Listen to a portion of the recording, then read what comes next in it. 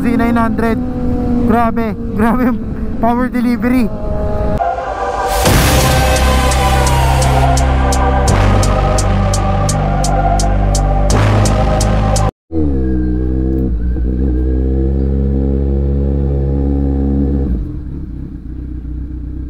Yun, good morning mga sir. So meron tayong lakad ngayon. Kukunin natin yung brake pads para sa Z900. As you can see, iba na yung motor natin ngayon. Wala na yung ZX4RR natin right away sa Z900. The reason is kung bakit tayo nag-upgrade na to higher CC, kasi hindi naman sa pangit si 4RR. Maganda yon. Auto blip, quick shift, features, screamer, grabe.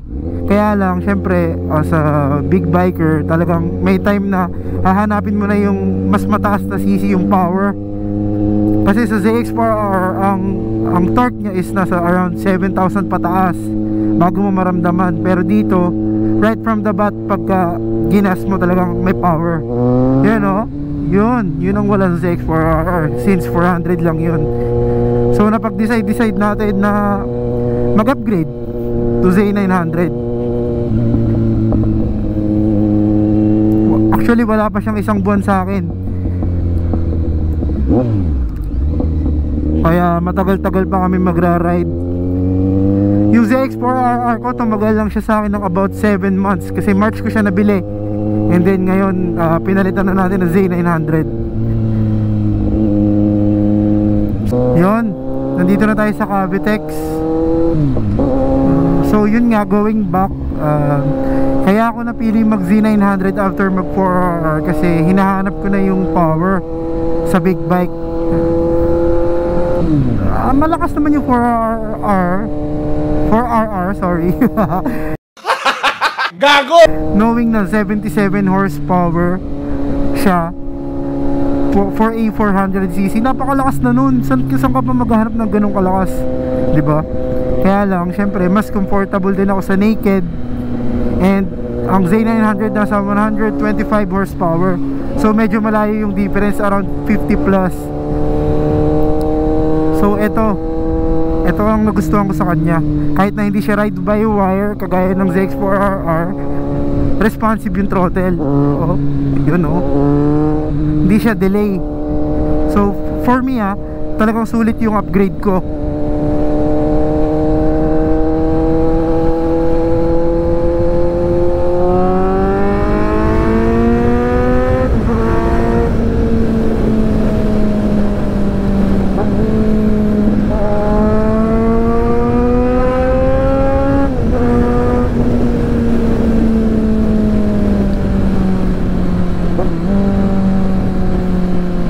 Papasok na tayo sa lugar kung saan may namimitik din. Hindi lang sa Marilaki at Cabiang. Magugulat ka na lang, paparahin ka na lang kung lalagpas ka sa speed limit. Pero kung hindi naman, so okay lang. So tignan natin. Ayan takbo natin is below 60.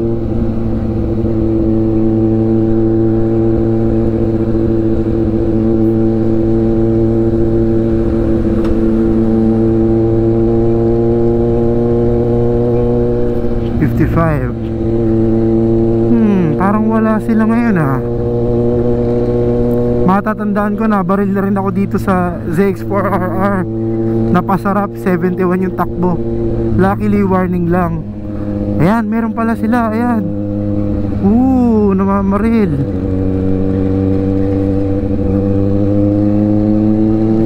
Sir, sana pagfokusan natin yung traffic, no?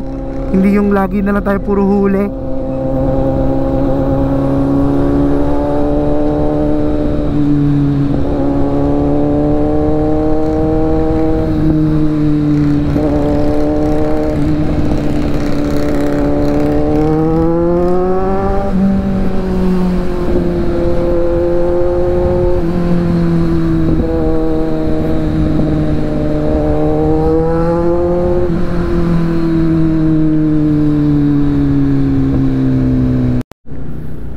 So yun guys, galing na tayo sa ELIG Brake Expert dito sa CL50 Powertrain Enterprise. nagpapalit tayo ng brake pads. Usually hindi sila nagpapalit ng ganyan eh. Pero nung bumili ako noong July para sa 4R natin spare, kasi mahilig ko yan, yung maglagay ng spare parts para hindi na ako babiyahe ng babiyahe. Binili ko siya July, and then yung rear nagamit ko. So yung front naiwan sa akin nung binenta ko si 4RR. Luckily si sir, yung may-ari, kausap natin na sir, pwede bang i-replace for Z900 na lang kasi wala na akong 4RR. Sabi niya no problem naman as long as not opened or hindi nagamit. So yun ang malupit, yun ang superb na customer service after sales. Kahit na hindi ka nabibili sa kanila, as long as customer ka nila, sikasuhin ka nila at papalitan yung brake pads para sa motor mo. Kaya shoutout sa CL50 Powertrain Enterprise and Elig Brakes Philippines, talagang quality. Wala kang masasabi. Actually na-try ko na yung rear niya eh. Sa braking wala akong masabi, much better siya kaysa sa stock.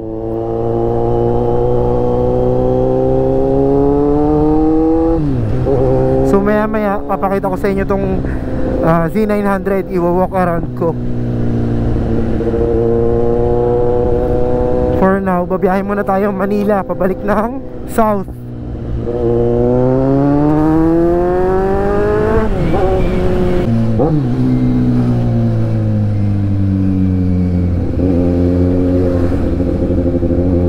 Tayo sa Osmeña Highway. Mag-SLX tayo palabas ng sukat para mas mabilis. Dito natin matetesting yung torque. Yan, segunda.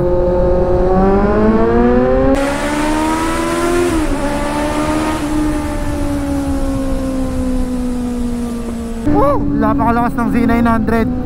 Grabe, grabe yung power delivery.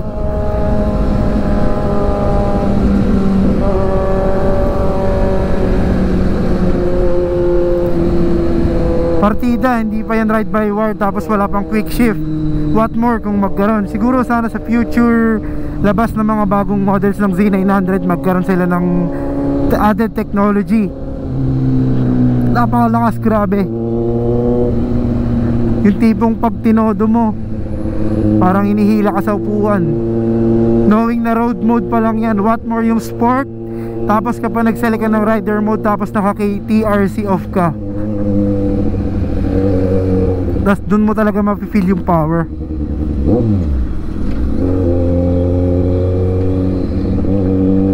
Grabe.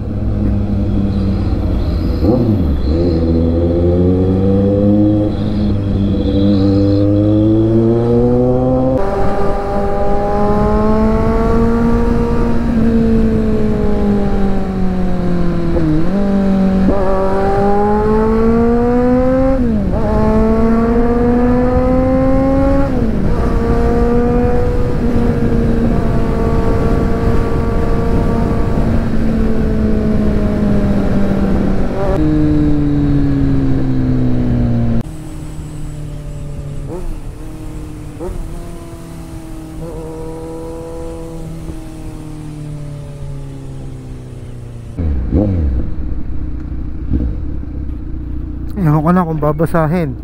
Sana basahin.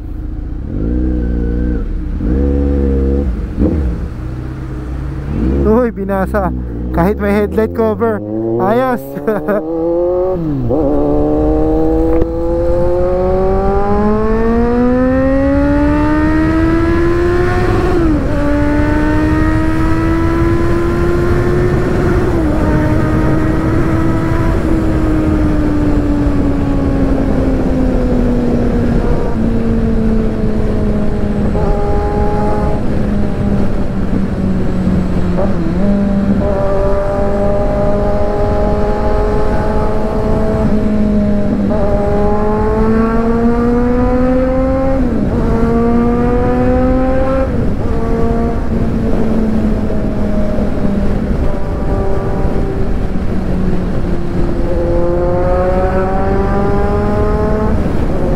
Exit na tayo ng sukat na napuntahan naman natin yung dapat natin puntahan ngayon. Yung nakakuha tayo ng Z900 brake pads sa Elig Brakes Philippines. Tapos eto na, pupunta tayo doon. Tapos i-walk around ko sa inyo yung big bike. Hindi ko napapangalanan yung motor kasi hindi naman ako mahilig magpangalan ng motor eh. Sorry, pero ganun talaga.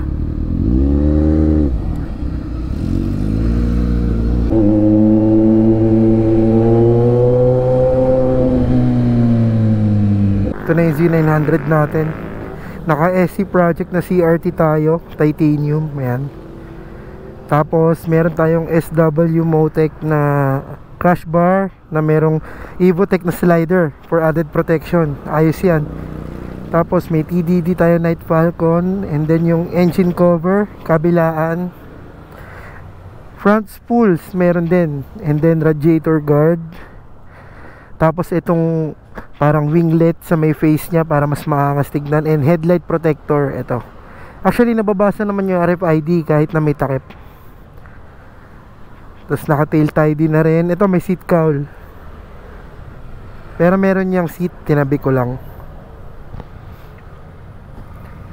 And then meron tayong screen protector na dito para iwas gasgas. And then yung side mirror pinalitan natin. And then yung levers niya CNC. So yun lang. Muna. Naipakita ko na sa inyo yung Z900 natin. Samahan nyo na lang kami next ride, kung saan man kami pupunta, para mas makita nyo yung paggamit natin ng Z900.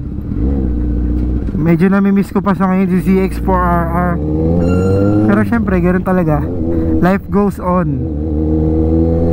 Ginusto natin to, di ba? So kita kits.